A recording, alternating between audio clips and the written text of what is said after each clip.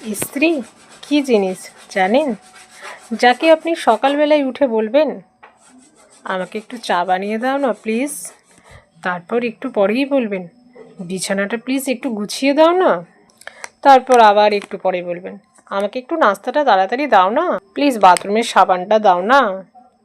দেখো গেটে কে এসেছে, কলিং বেলটা বাজছে, একটু দেখে এসো না। গেছিলাম, দেখলাম টবের গাছগুলো শুকিয়ে গেছে, জল দাও না নাকি।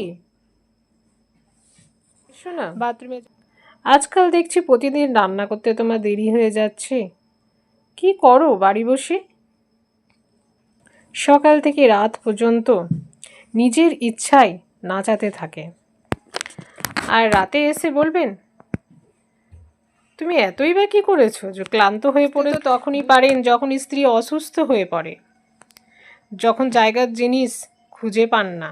তাই কবির ভাষায় বলতে হয়, সকাল থেকে সন্ধে কাটে স্বপ্ন গড়তে গিয়ে, সারা রাত কেটে যায় ঘুমকে মানাতে হয়।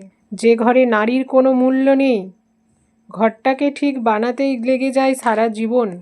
সেই জন্য সকলে মিলে আমরা আসি, নারীকে সম্মান দিই।